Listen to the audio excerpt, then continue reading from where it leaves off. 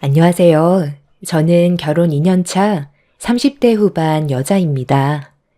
몇 달 뒤면 매년 찾아오는 추석 명절이 코앞으로 다가오다 보니 마트에서는 벌써부터 명절 선물을 한창 예약받고 있더라고요.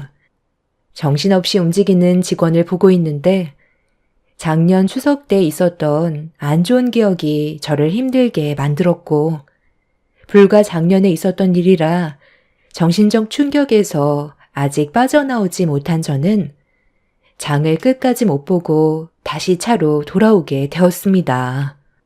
저를 걱정한 남편은 이미 끝난 일이라고 진정시켜 주었지만 그때의 기억이 머릿속에 떠오를 때면 눈물이 앞을 가릴 정도로 너무 힘이 들었어요. 작년 추석 처음 명절 때 걱정과 기대를 가지고 시댁을 가게 되었는데 이미 저보다 먼저 도착해 있던 두 형님을 보고 반갑게 인사를 했지만 분위기가 상당히 안 좋아 무슨 이유 때문인지 몰랐던 저는 상황 파악을 하기 위해 형님들 표정을 살폈고 왜 저에게 날카로운 시선을 보내는 건지 알 수 없었던 저는 조심스럽게 둘째 형님한테 제가 실수한 게 있는지 물어봤었어요. 저를 빤히 쳐다보던 둘째 형님은 머리도 나쁜 게 눈치도 없다면서 갑자기 막말을 퍼부어대며 화를 냈어요. 당황해서 아무 말도 못하고 있자 큰 형님이 자리에서 일어나더니 주방으로 들어갔고 둘째 형님이 서둘러 뒤따라 들어가자 저도 눈치를 보면서 들어갔는데 큰 형님이 손으로 가리키고 있는 곳을 보는 순간 입을 다물지 못했어요. 상당히 많은 명절 음식 재료가 쌓여 있었고 큰형님은 저를 보더니 할 일이 많다면서 오자마자 앞치마를 던졌습니다. 그때 당시 남편은 시댁에 오자마자 아주버님들이 어디로 데려갔어요. 그리고 시부모님은 지방 출타 중이라 저녁을 먹기 전에 올 거라는 말을 둘째 형님한테 들을 수 있었습니다. 동서가 결혼한 지 얼마 되지 않아서 아직 감이 안 잡히나 본데 매번 명절 때마다 항상 이 정도 양은 기본적으로 하거든. 이 동네 특성상 서로 음식을 돌려먹는 관습이 있어서 우리도 많이 준비해야 되니까 서둘러 움직이는 게 좋을 거야. 이번 명절이 첫날이니까 동서는 송편을 빚으면 되겠어. 한 3,000개쯤 하면 동네 분들과 나눠 먹고 우리 가족들도 충분히 나눠 가질 수 있으니까 내가 말한 것보다 최대한 많이 준비해줘. 우리는 오늘 먹을 저녁 준비를 할 건데 불만 없지? 송편 빚는 거 어렵지 않잖아. 나는 이 집 며느리로 처음 들어왔을 때 동서보다 더 심했었어. 별거 아니니까 엄살 떨지 말고 내가 시키는 대로 톤 달지 말고 해. 오자마자 기강을 바로 잡아야 집안의 체계가 잡히는 거니까 막내로 들어왔으면 당연히 해야 되겠지? 내 말이 곧 법이라는 걸 잊지 마. 여긴 또 다른 사회라고. 형님 말만 잘 들으면 별 문제는 없겠지만 괜히 눈에 거슬리는 행동을 한다면 앞으로 피곤해지는 일들이 상당히 많아질 거야. 그러니까 이왕 하는 거 웃으면서 하는 게 좋겠지?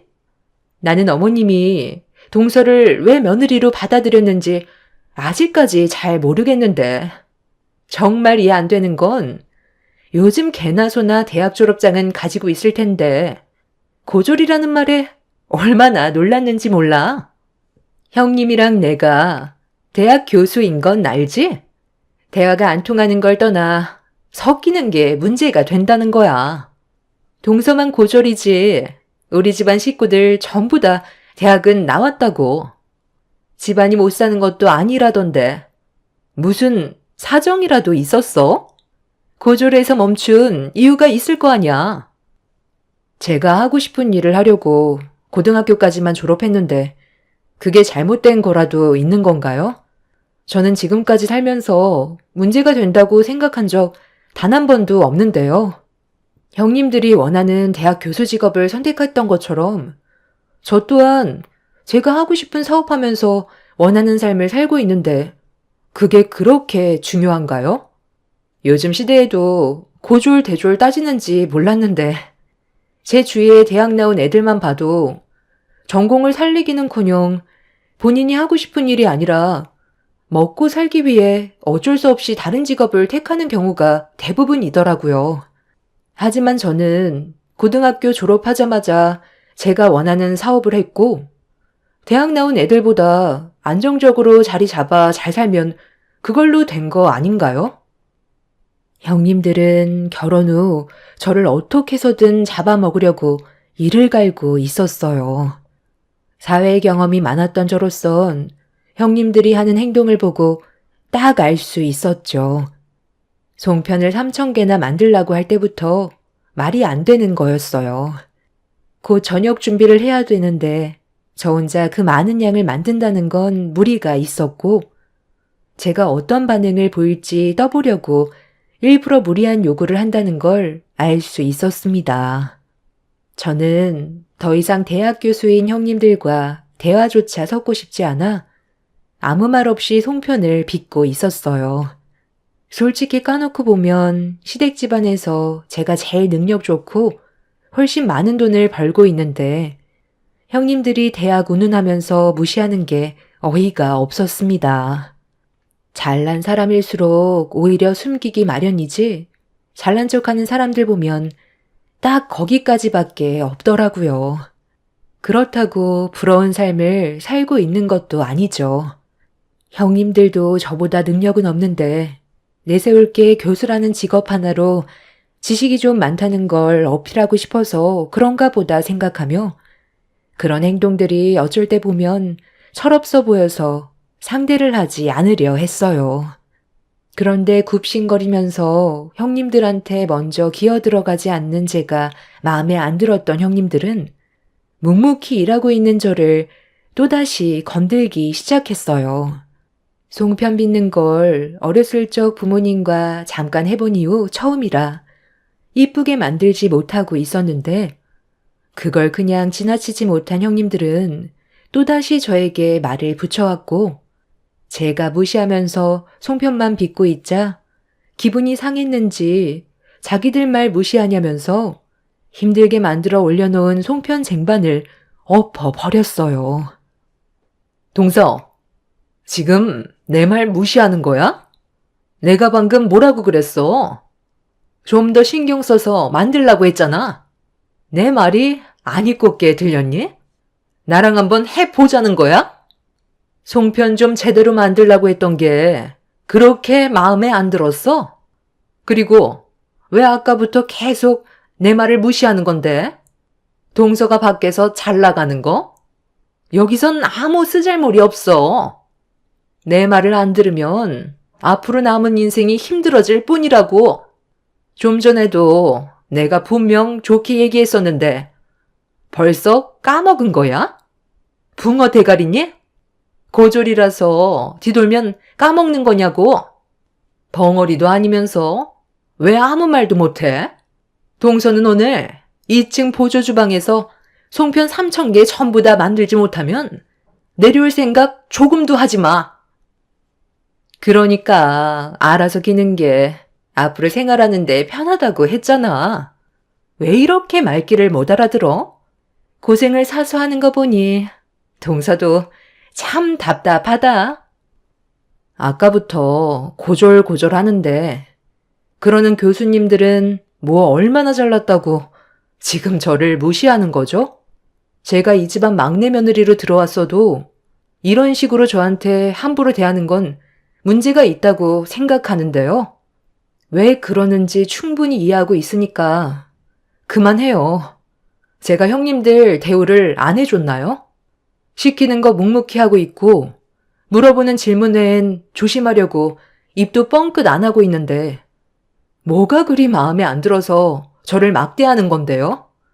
저 감당할 수 있겠어요?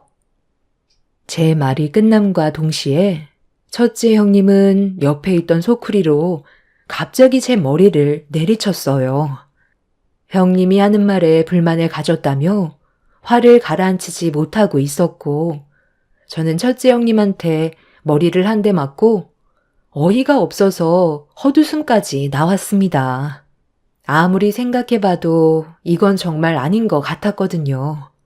결혼하고 나서 첫 명절이었고 모든 것들이 어색한 건 당연한데 고졸이라는 이유 하나로 저를 막대하는 형님들의 행동들 때문에 속에서 화가 끓고 있었습니다. 곧 저녁 식사 시간이고 시부모님이 들어올 시간이라 더 큰 일을 만들고 싶지 않아 송편 빚는 재료를 가지고 아무 말 없이 2층 보조 주방으로 올라갔어요. 송편을 3,000개 만들 생각은 애초부터 없었고 그날 하루 한 끼 먹을 양만큼만 만들어둘 생각이었습니다. 그냥 무시하고 싶었어요. 사업 때문에 많이 피곤한 상태라 형님들과 섞이고 싶지 않았습니다. 소쿠리로 제 머리를 내려친 건 나중에 명절이 끝나고 죄를 물을 생각이었고 저에게 첫 명절인 만큼 최대한 좋게 끝내고 싶었어요.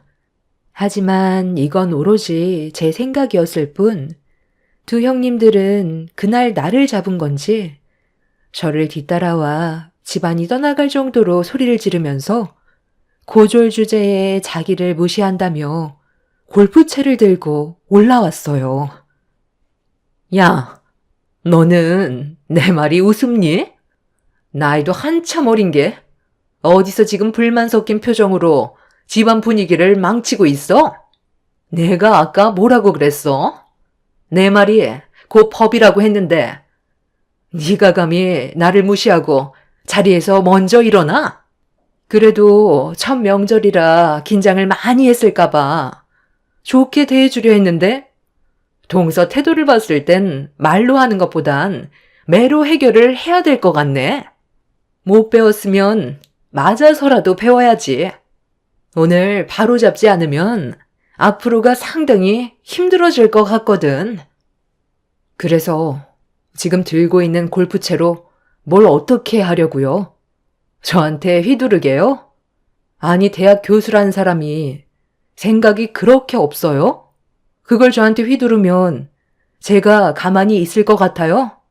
지금 달고 있는 교수직 내려놓고 싶은가 봐요?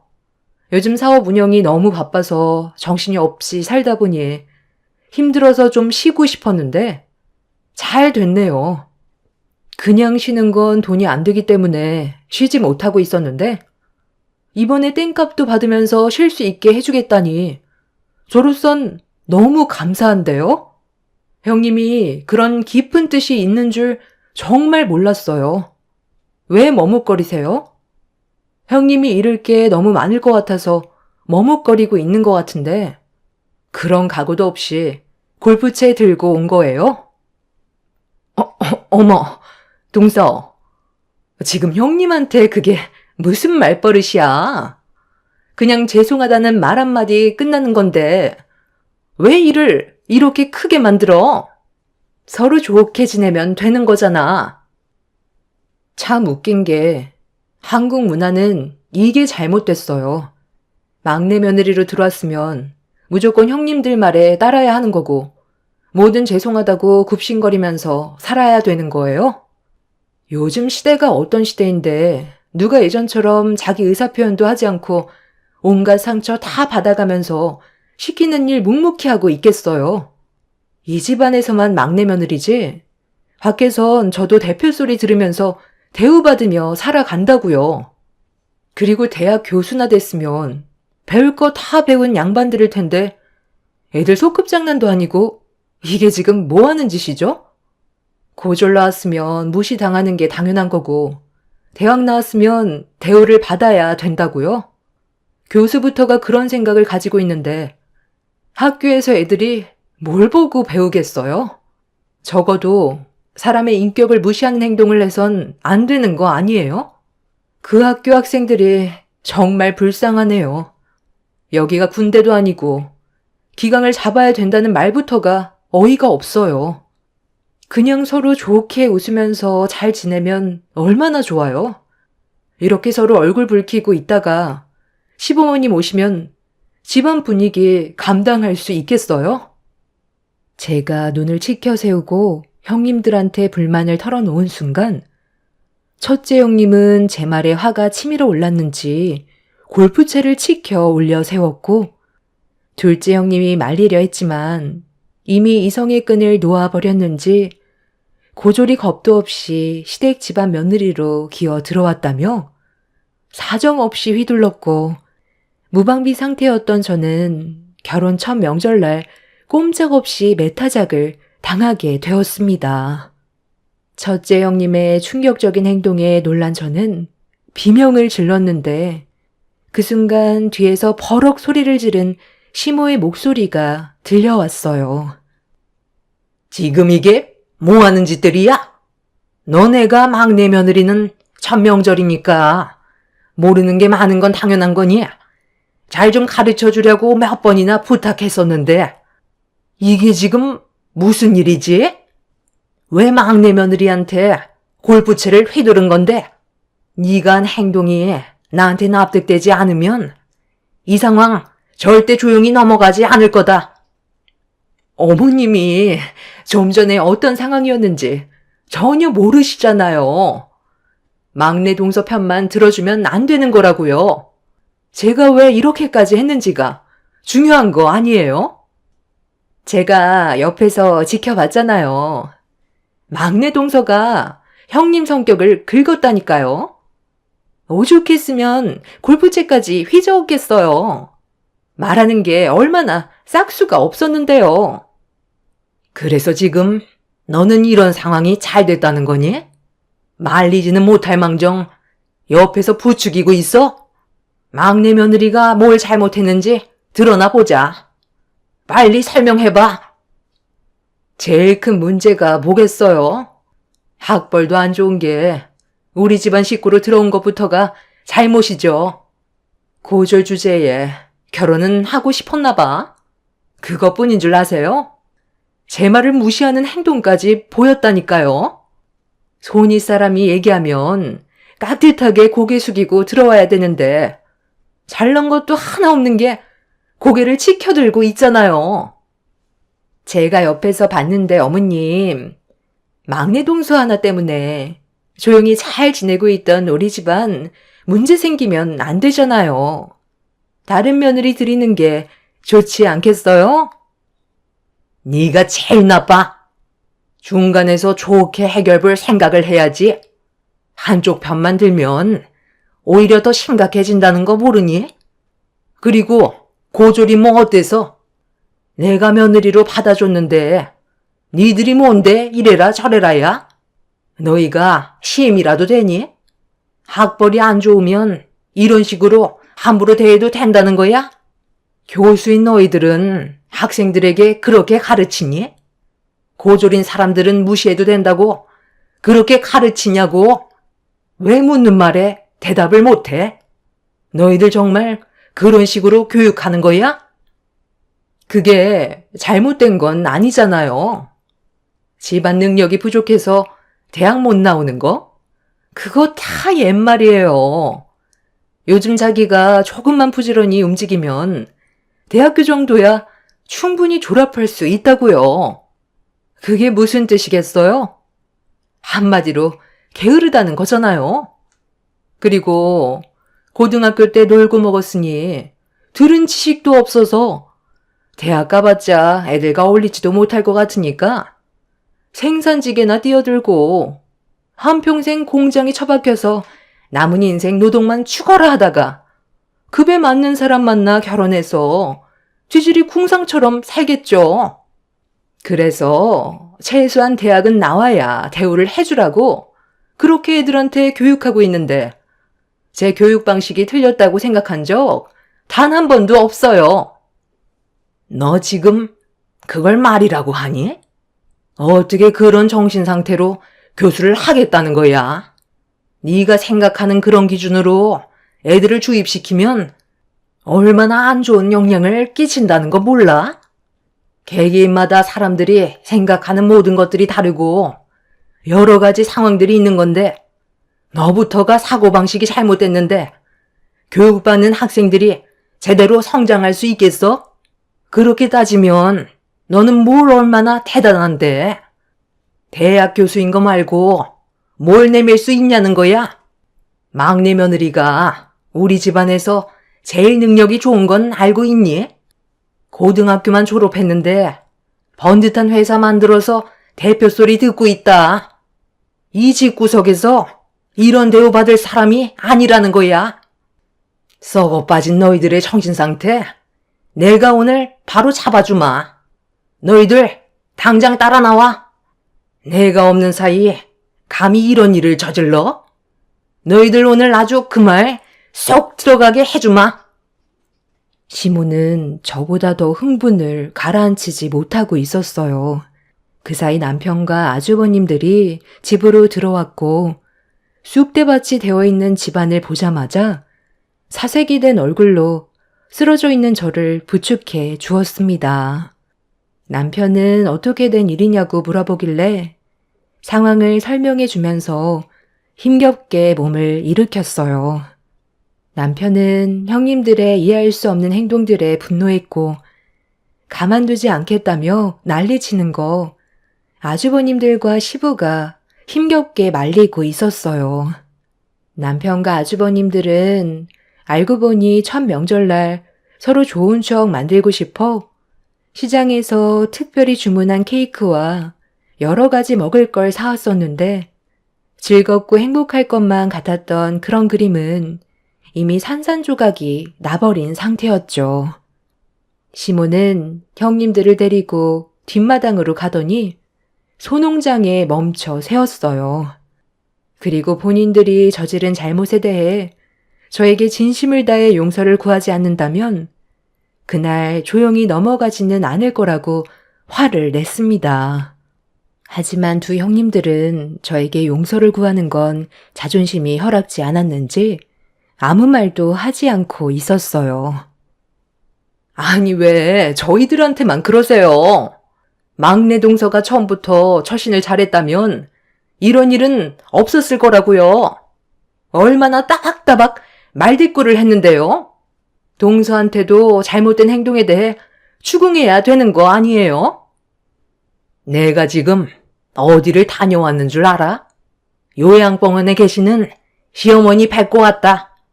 막내 며느리는 우리 집안 식구로 들어온 지 얼마 되지도 않았는데 명절 전에 벌써 다녀왔다더라.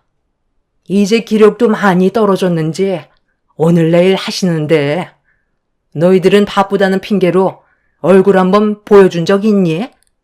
막내 며느리는 사업 때문에 쉴 시간이 없는데도 시간 될 때마다 요양원을 다녀갔다더라.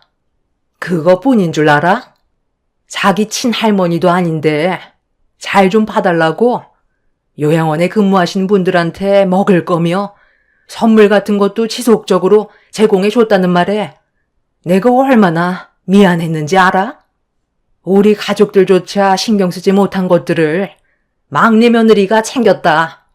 너희들은 그동안 뭘 했는데 명절날 놀고 먹기만 하고 요양원에 한번 가자고 하면 이 핑계에 저 핑계 대면서 귀찮아하는 거 다 알고 있었지만 그래도 지금까지 아무 말도 하지 않고 있었다.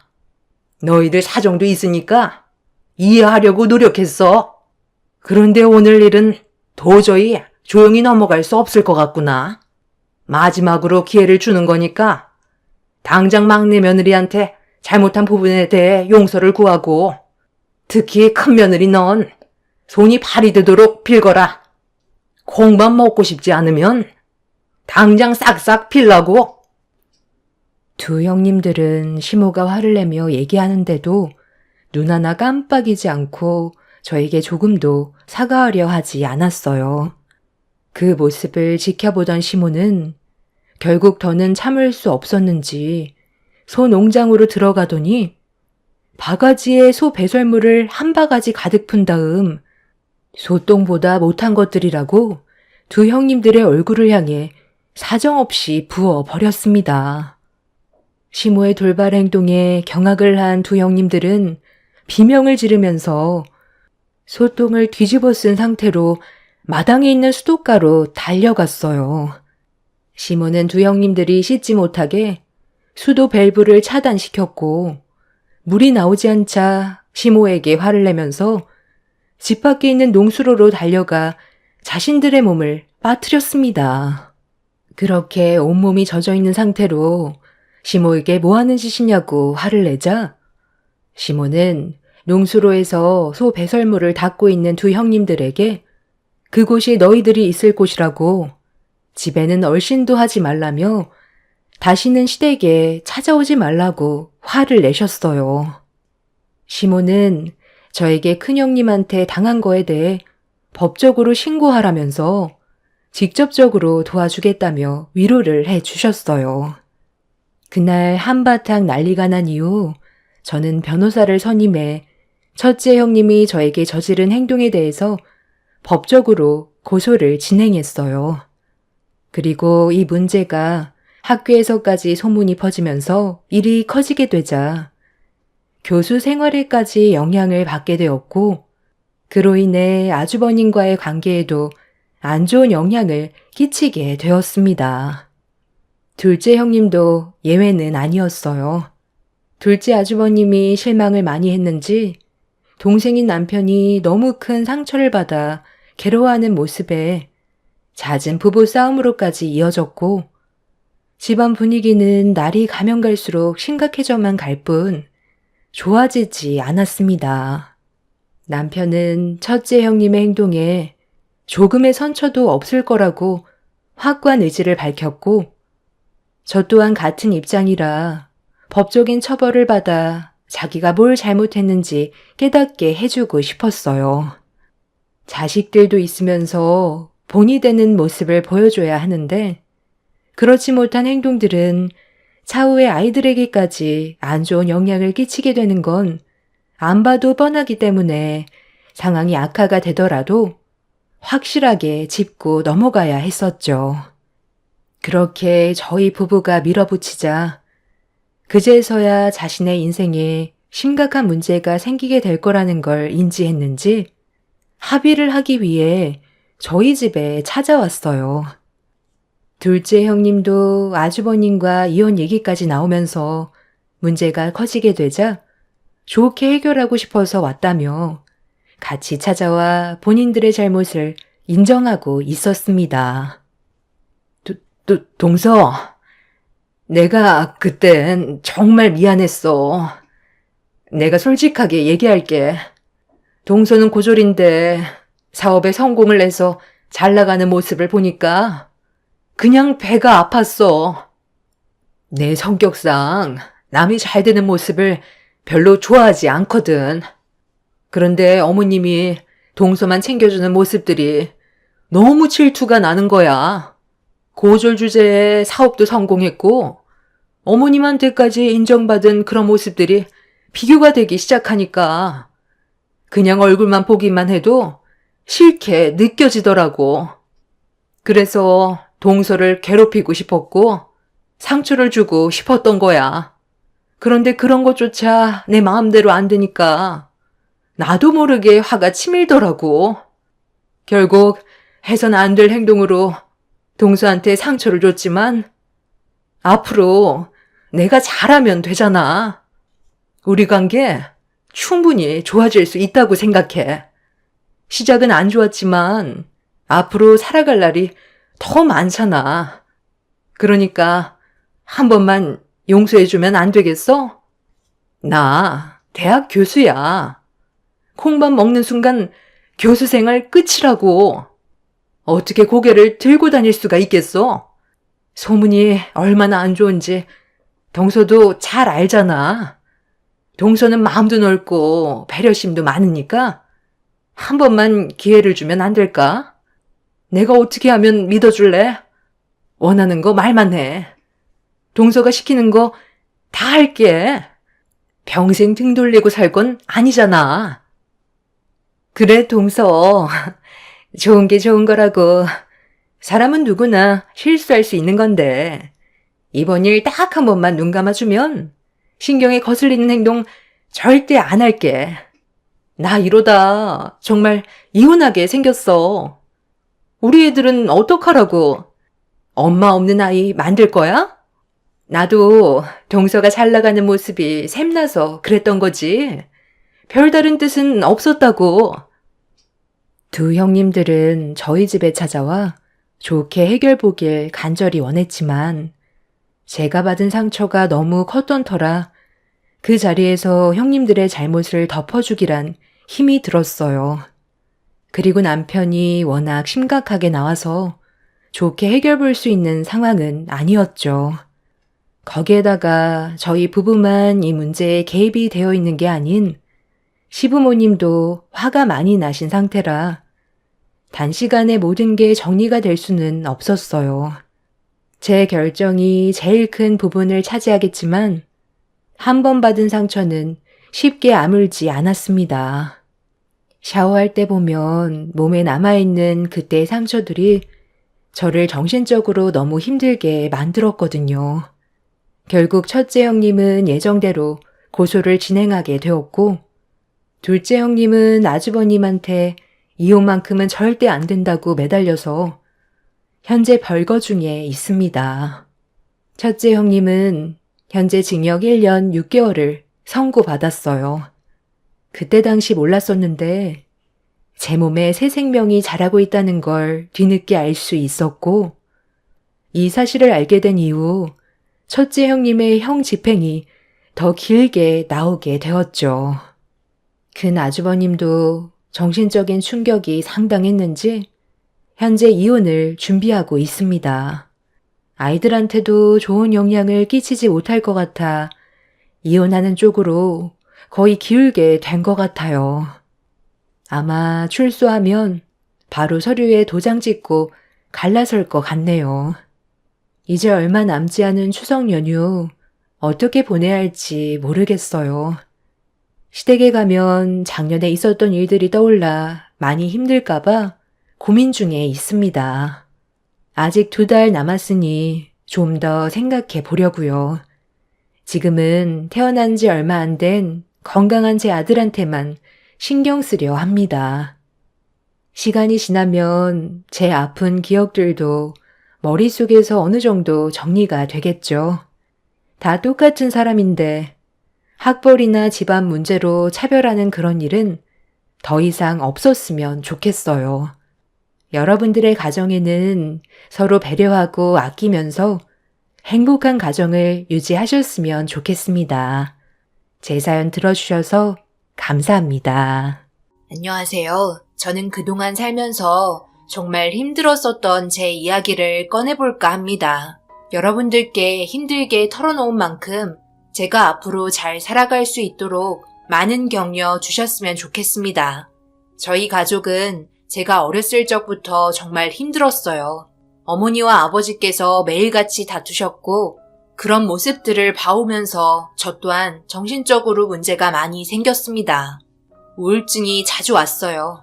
아버지는 정말 열심히 살려고 많은 노력을 하셨지만 어머니는 아버지께서 벌어오신 돈으로 저희 가족을 위해서 쓰는 게 아니라 자신을 위해서만 많은 투자를 하셨어요.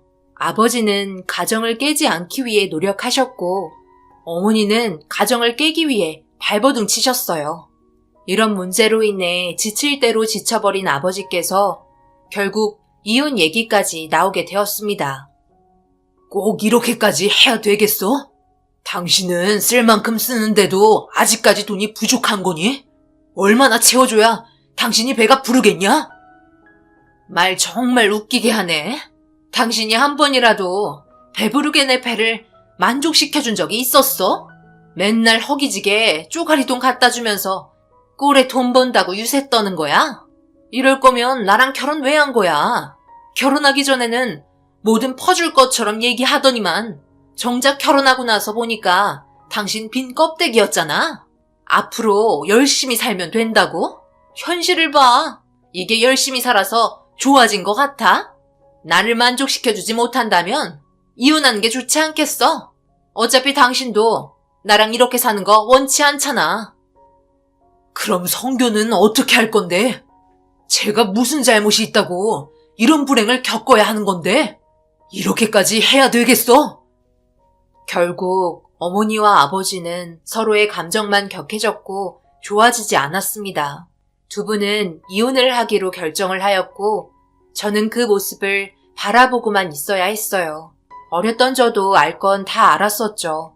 하지만 이혼하는데도 많은 준비가 필요했던 것 같아요. 그것도 돈적인 문제였죠. 그래서 이혼을 처리하는 문제에 있어서도 부모님은 많이 싸우셨습니다. 그런데 아버지는 어머니와 이혼을 하는 게 정신적으로 많이 힘드셨는지 매일같이 술을 드시고 오셨어요. 어머니는 이혼을 결정한 이후부터 단 한 번도 집에 들어오지 않았습니다. 슬퍼하는 아버지의 뒷모습만 바라볼 수밖에 없는 제 자신도 상당히 힘들었어요. 그런데 부모님이 이혼을 하기 전에 아버지는 만취 상태에서 사고를 당하셨고 불행한 결과를 맞이하셨습니다. 어머니는 아버지의 모든 재산을 다 가져가셨고 제가 자기 인생에 있어 방해만 된다며 친할머니에게 저를 맡기셨어요. 네가 이러고도 사람이냐? 내 아들이 죽었는데 너는 아무렇지도 않는 거니? 어떻게 네 자식인데 이렇게 무책임할 수가 있어? 여태까지 먹여주고 재워주고 키워줬으면 된 거 아니에요? 어머님이 그토록 사랑하고 아끼는 손자 품에 안고 키우세요. 저는 제 인생을 좀 살아야 되겠어요. 지긋지긋한 가난에 벗어나고 싶다고요. 돈 많은 남자 만나서 떵떵거리며 잘 살게 좀 놔두라고요. 어머니는 할머니한테까지 상처를 주고 떠나셨습니다. 저를 불쌍하게 생각하며 가진 거 없이 살아갔어요. 할머니는 뭐라도 팔아서 먹고 살아야겠다 생각하셨는지 아침 일찍 나가셨고 저도 학교 생활 열심히 했습니다. 학교에서도 부모 없는 자식이라고 많이 놀려댔지만 제가 살면서 엄마한테 받은 상처의 말보다 별로 아프지 않았어요. 그렇게 힘겹게 살아가면서 동네 분들의 따뜻한 도움도 받아가며 지내고 있는데 엄마는 계획대로 부잣집에 결혼했다는 소식을 접하게 되었습니다. 할머니는 몇 번 어머니와 만나려고 시도를 한 것 같아요. 금전적인 문제 때문에 정말 많이 힘들었거든요. 할머니 몸 상태도 점점 좋아지지 않아 집에서 누워 있어야 하는 시간들이 많아졌어요. 어머니는 어느 정도 금전적인 여유가 생겼는지 배아파난 자식 마지막 한 번은 도와준다며 할머니께 마지못해 어느 정도의 금전적인 도움을 주셨고 그 돈으로 저희는 아끼며 먹고 살고 있었습니다. 힘겨운 하루하루를 보내다 보니 저도 혼자서 돈벌이 할 수 있는 성인이 되었어요. 대학교를 다니고 싶은 꿈이 있었지만 그렇지 못했습니다. 저를 키워주시느라 골병 드신 할머니를 보살펴 드려야 했어요. 그래도 워낙 없이 살아서 그런지 제가 버는 월급으로 할머니와 충분히 생활할 수 있었고 그걸로 만족하며 살고 있었습니다. 어머니는 저희한테 단 한 번도 연락하지 않았어요. 저 또한 성인이 되면서 엄마의 존재는 머릿속에서 지워버리며 살았고 하루하루 열심히 살다 보니 회사에서도 인정을 받아 직급도 한 단계 올라가면서 안정된 직장 생활을 하고 있었습니다.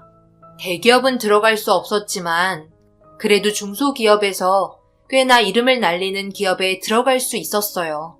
그런데 몸이 많이 안 좋았던 할머니마저 더 이상 돌아오지 못할 곳으로 영영 떠나고 말았습니다. 함께 있던 추억을 간직한 채 장례를 치러드렸고 할머니와 함께 제대로 된 여행 한번 같이 가보지 못하고 고생만 하신 것 같아 하염없이 눈물을 흘리며 보내드렸어요. 결국 혼자가 되어버린 저는 정신적으로 의지할 만한 곳을 찾지 못해 하루하루가 괴로웠고 슬픔에 잠겨 있었어요. 제가 바르게 잘 커갈 수 있도록 자리를 잡아준 할머니와의 추억을 잊지 않은 채 열심히 살아갔습니다. 그렇게 살다 보니 어느덧 저에게도 사랑이라는 감정을 느낄 수 있게 되는 여인이 제 마음속에 들어오게 되었고 그렇게 첫사랑이 시작되었어요. 그녀와 사랑을 나눈 지 몇 년의 시간이 흐르게 되면서 어머니한테 느끼지 못한 감정을 받을 수 있었고 그런 반대되는 모습에 결혼해서 평생을 함께하고 싶었습니다. 그러나 모든 건 제가 마음먹은 대로 되지 않더라고요. 제 얼굴을 보고 싶다는 그녀의 부모님 집으로 인사드리러 들어가게 되었고, 차마 고개를 들지 못할 정도로 대화를 이어나갈 수 없었습니다. 이런 말까지 안 하려 했지만 우리가 강하게 나오지 않으면 너희는 지속적으로 만남을 가질 것 같아서 현실을 보고 얘기해야 되겠다. 너희 그동안 만나오면서 내가 뒷조사 안 한 거 아니다. 우리 딸이 만나는 남자가 어떤 남자인지 궁금한 건 당연한 거니까. 그런데 직장도 좋은 것도 아니고 재산도 많지 않더구나.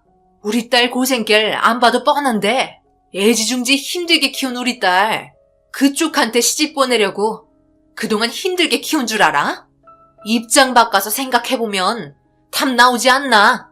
사랑이 밥 먹여주는 줄 아나 본데?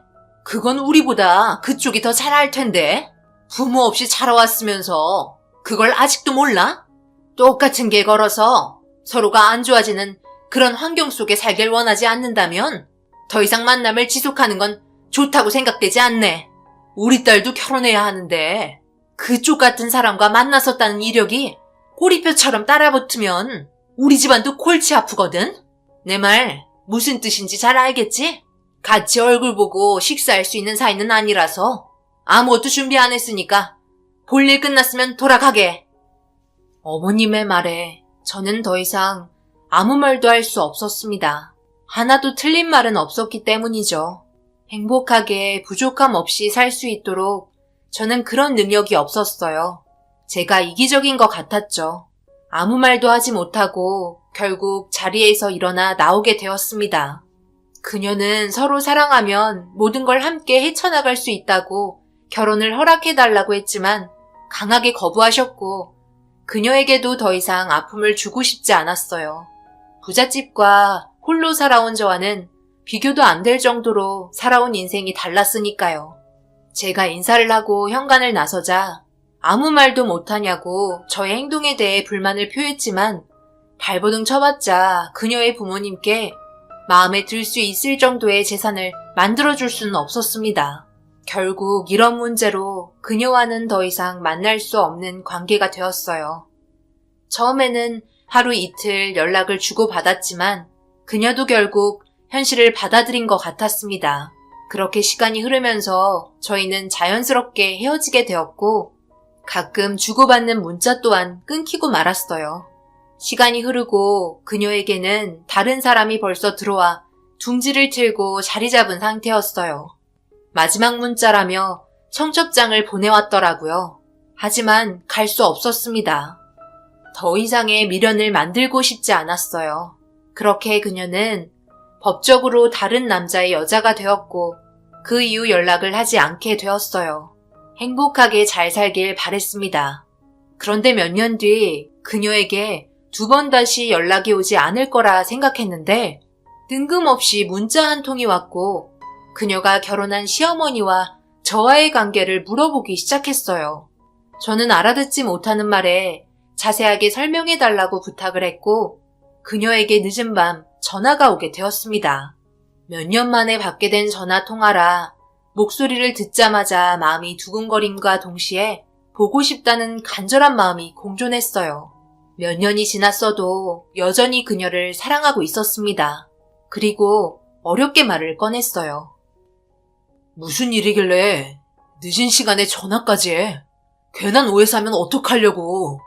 무슨 일인데 그래? 너희 시어머니와 왜 나와의 관계를 물어보는 건데? 내가 알아들을 수 있게 설명을 해주면 좋을 것 같은데 침착하게 말을 해봐.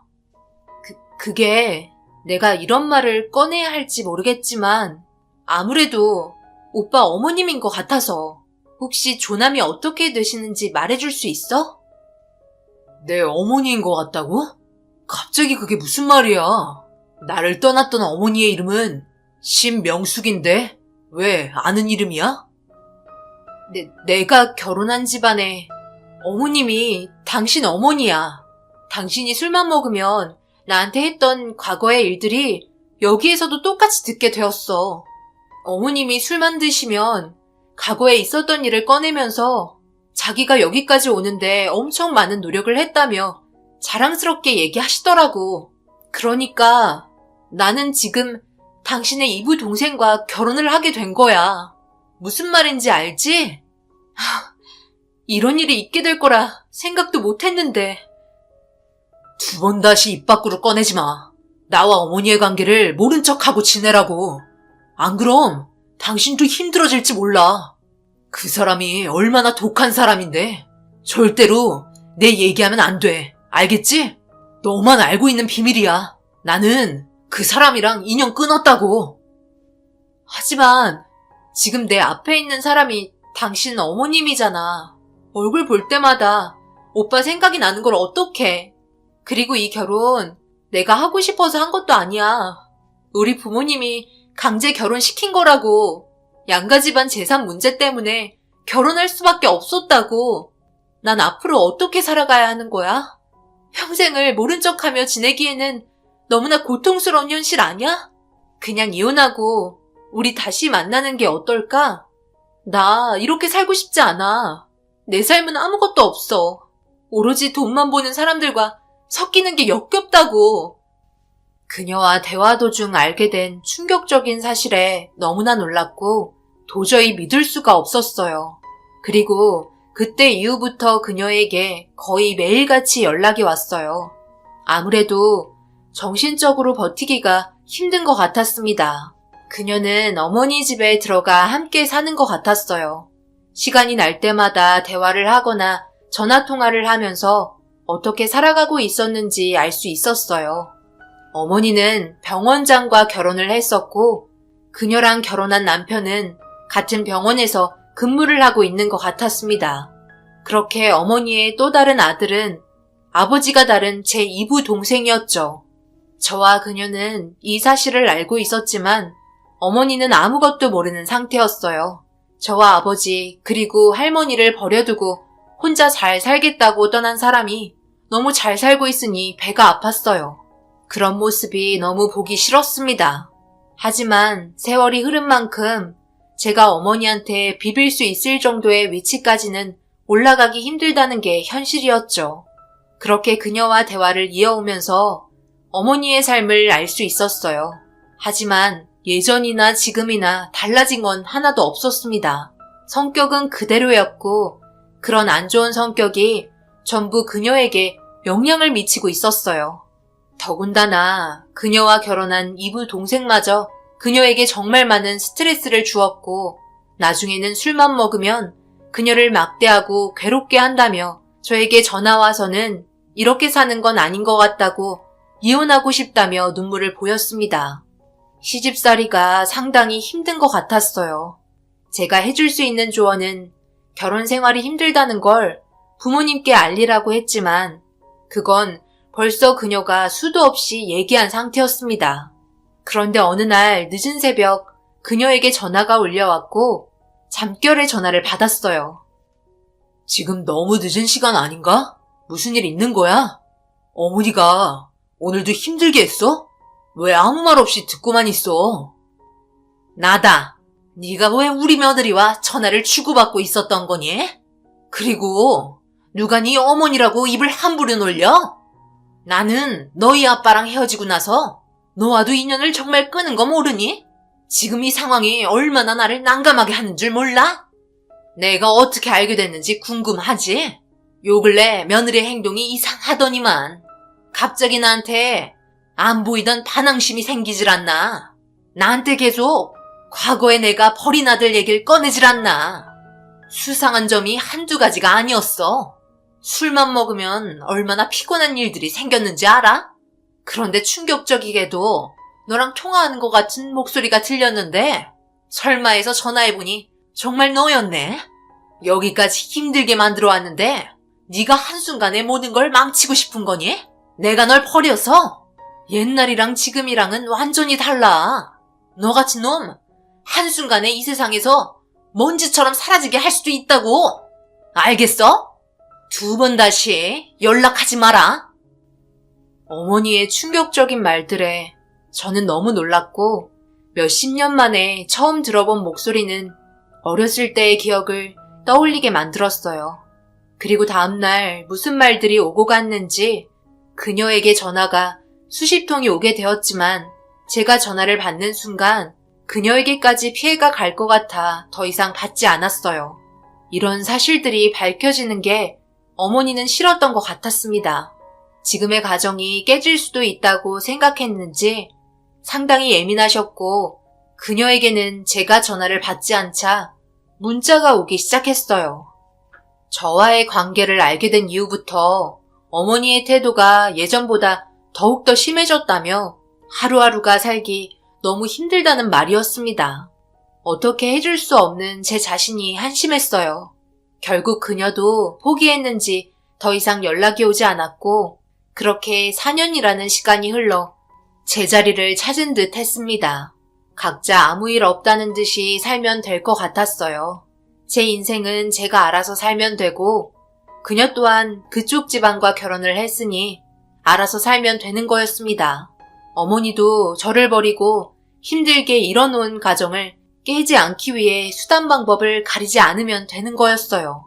그런데 모르는 전화 한 통이 울리기 시작했고 받는 순간 핸드폰을 떨어뜨리고 말았습니다. 그녀가 세상을 떠나버렸다는 믿을 수 없는 말을 그녀의 부모님에게 듣게 되었어요. 급하게 장례식장으로 뛰어가니 그곳에서 그녀의 부모님을 볼 수 있었습니다. 그리고 그 옆을 지키고 있던 어머니를 볼 수 있었고 그녀와 결혼한 남편인지 제 이구 동생을 확인할 수 있었어요. 저는 가까이 다가가지도 못하고 멀리에서 그녀의 영장 사진을 보며 눈물을 흘리고 말았습니다. 그렇게 장례식장이 끝나고 며칠 뒤 저는 그녀의 부모님 집에 찾아가 어떻게 된 상황인지 듣고 싶어 초인종을 눌렀고 슬픔에 빠진 얼굴로 현관문을 열어주셨어요. 그런데 그녀의 어머님에게 의문의 말을 듣게 되었고 저는 그 사실에 충격을 받았습니다. 나도 연락을 받은 건 강서방에게 처음 받았다네. 그리고 급하게 응급실로 향했지만 내 딸은 싸늘한 모습을 하고 있었어. 사돈과 강서방이랑 여행을 가서 즐거운 시간을 보내던 도중 술을 많이 먹었는지 걷고 싶다고 말을 했었나 봐. 꽤 늦은 시간이라 강서방이 같이 가자고 했는데 혼자 걷고 싶다고 하길래 너무 피곤한 나머지 금방 들어올 줄 알고 눈을 붙였었대. 그런데 다음날 아침에 눈을 떴는데도 나타나지 않아 급하게 전화하고 찾아봤는데 도저히 찾을 수가 없어서 경찰에 신고를 했고 내 딸은 물에 빠지고 말았다더구나. 아무래도 술이 많이 취해 발을 헛디디면서 몸을 가누지 못하고 결국 세상을 떠난 것 같다는 결과를 가져오게 되었어. 그 전날에도 밝게 웃으면서 나랑 통화했었는데 잘 지내고 있다며 걱정하지 말라고 했었는데 이런 일이 벌어지니 너무나 가슴이 아프고 우리 딸에게 죄를 지은 것 같아 하루하루 버티기가 너무나 힘드네. 예전에 사돈 댁에서 살고 싶지 않다고 강제적인 결혼 원하지 않는다고 난리를 쳤었는데 어느 순간 잘 지내고 있는 모습에 적응한 것 같아 마음 놓고 있었는데 이런 결말을 가지고 오게 되니 우리가 잘못 선택한 것 같아. 다시 시간을 되돌리고 싶을 뿐이네. 제대로 정신을 차리지 못하고 있는 그녀 어머님의 모습을 보며 더 이상의 대화는 의미가 없는 것 같아 인사드리고 나왔어요. 어머님께서 꺼내신 사건의 내용을 들어봤을 때 의문투성이 한두 가지가 아니었습니다. 하지만 결정적으로 어머니와 이부 동생이 범인이라고 지목할 수 있는 근거 또한 없었어요. 그래서 사건이 종결된 것 같았습니다. 단 한 번만이라도 그녀의 목소리를 다시 듣고 싶었고 의도적으로 피한 제 자신이 너무 싫게 느껴졌어요. 핸드폰을 보면서 그녀의 전화번호를 차단했던 목록을 해제하고 예전에 주고받았던 문자들을 보고 있는데 차단을 해제함과 동시에 저에게 알람이 지속적으로 계속 들어오기 시작했어요. 알림은 음성 메시지였고 그녀가 저에게 건넨 메시지였습니다. 20통 정도의 내용에 떨리는 마음으로 하나하나 들어봤는데 충격적이게도 엄청난 사실들이 들어있었고 저는 그날 잠 한숨 못 자고 이른 아침부터 그녀의 어머님께 사위의 집 주소를 알려달라고 물어보았고 알려준 주소를 향해 급하게 이동했습니다. 이른 아침이라 모두가 집에 있는지 주차장에 차가 그대로 있더라고요. 저는 초인종을 눌러 제 얼굴을 확인시켜 주었고 어머니의 이름을 부르자 현관문이 열렸습니다. 거실에 들어선 순간 차가운 분위기로 가라앉은 상태의 얼굴들이 저를 경계하고 있었어요. 어머니의 얼굴을 마주했고 어머니의 남편과 그리고 그녀와 결혼했던 이부 동생이 저를 무섭게 째려보고 있었어요. 어머니의 남편 되시는 분이 말을 꺼냈습니다. 아침 일찍부터 무슨 일이길래 급하게 찾아왔는지 모르겠지만 우리가 시간이 많지 않아서요. 일단 앉아서 간단하게 설명을 해줄 수 있나요? 아무 생각 없이 이른 시간에 우리에게 신뢰를 끼치면서까지 찾아올 이유는 없잖아요. 그렇죠. 제가 아무 생각 없이 여기에 찾아올 이유는 전혀 없습니다. 일단 제 소개부터 하겠습니다. 저는 어머니의 친아들입니다. 예전에 저를 버리고 떠났었죠. 그건 세월이 한참 지나서 지금은 별 문제 없지만 중요한 건 이 집에 저를 무섭게 쳐다보고 있는 어머니와 그녀와 결혼했었던 남편이죠. 그날의 사건을 전부 숨기고 있으니까요. 종결된 사건 가지고 왜 그러냐고요? 증거가 없으니까 종결이 되었죠. 하지만 증거가 있다면 종결된 사건도 재수사에 들어간다는 건 다들 잘 아시겠죠? 뭔 소리를 하는 거야? 네가 그때 현장에 있지도 않았으면서 뭘 안다고 그래? 그리고 지금 다짜고짜 찾아와서 네가 내 아들이라느니 쓸데없는 말을 왜 늘어놓는 거야? 내가 말했지? 너 같은 놈 내 아들로 생각한 적 단 한 번도 없었다고. 쓸데없는 말 할 거면 당장 이 집에서 나가라. 우리가 너처럼 한가롭게 살아가는 사람들인 줄 알아? 조용히 못해? 지금 얘기하고 있는 도중에 왜 끼어들고 그래? 뭐라도 찔리는 게 있어서 그러는 거야? 아들이 있다는 사실도 여태까지 나한테 숨겼다는 자체도 충격인데 무슨 할 말이 있다고 내 앞에서 소리치는 거야? 계속 해보게. 제가 가지고 있는 이 핸드폰에 그녀에게 받은 음성 메시지가 20통이나 들어와 있었어요. 그리고 그날의 사건이 어떻게 진행이 되고 있었는지 전부 알 수 있는 증거죠. 저는 이 음성을 재생시키는 순간 경찰에 신고할 거고 두 사람이 법적으로 처벌받길 바랍니다.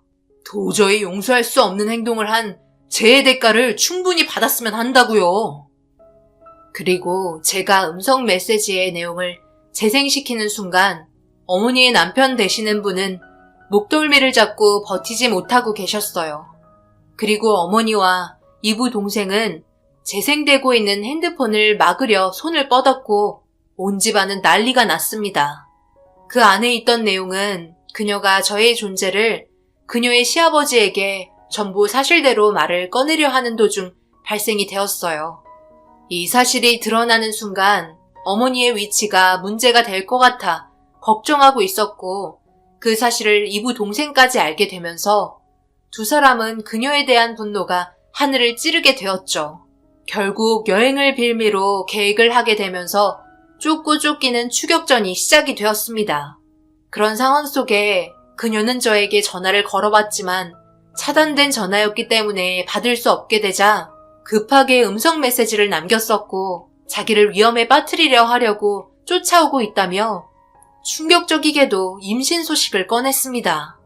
그녀가 임신 소식을 말했지만 이부 동생은 그녀의 아이까지 의심을 하며 더욱더 심하게 대한다고 울부짖고 있었어요. 임신 초기였던 그녀는 뒤도 안 보고 도망쳤지만 어머니와 이부 동생의 계획에 결국 세상을 떠나고 말았던 거였어요. 모든 증거가 담겨 있었던 음성 메시지의 핸드폰은 아마 그녀가 물에 빠지면서 어디론가 사라져 버렸겠죠. 하지만 저에게 전송이 된 음성 메시지는 살아 있었기 때문에 그날의 진실을 밝힐 수 있었습니다. 제가 아닌 그녀의 시아버지가 직접 경찰에 신고를 하게 되었고 어머니와 이부 동생은 경찰서로 연행이 되면서 다시 재수사를 진행하게 되었어요. 모든 사실이 밝혀지면서 두 사람에게는 징역 30년의 집행이 내려졌습니다. 자신들의 잘못을 끝까지 인정하지 않았던 부분이 더 큰 죄를 키우게 되었어요. 어머니의 인성을 똑 닮은 이부 동생의 삶은 구치소에서 지내야 하는 인생이 되었고 모든 사건은 제자리로 돌아오게 되었어요. 정말 사랑했던 여자였고 저와 함께 살았다면 비록 부유하진 않더라도 행복하게 웃으며 살 수 있었을 텐데 돈이라는 목적 하나 때문에 모든 사건이 시작된 일들의 끝이 결국 돌이킬 수 없는 결과를 가져왔다는 걸 보면 돈이 전부가 아니라는 걸 알 수가 있었습니다. 사람이 살아가는데 돈보다 중요한 건 사랑이라고 말할 수 있을 것 같아요. 저도 처음에는 부유하지 못한 제 자신이 싫었고 그런 모습이 부끄러워 고개를 들지 못해 제가 사랑하는 사람을 놓아주어야만 하는 선택을 하게 되었지만 그 결과 이런 돌이킬 수 없는 일들이 발생이 된 걸 보면 너무나 가슴이 아픕니다. 두 번 다시 볼 수 없는 그녀를 제 머릿속에 남아 기억하며 이 글을 마치겠습니다. 어머니와 이부 동생은 평생 자신의 잘못을 뉘우치길 바랄 뿐이에요. 한평생 돈만 보고 쫓아가다가 결국 마지막 목적지는 구치소가 되었네요. 결국 어머니의 자식까지 그렇게 만들어버렸으니 참 한심합니다. 앞으로 제 인생이 조금 더 밝아지길 바라고 자신감 있게 삶을 살아가겠습니다. 여러분들께서도 힘내시고 돈이 전부가 아니라는 사실을 제 사연을 통해 느끼셨길 바라며 행복하시길 바랄게요. 감사합니다.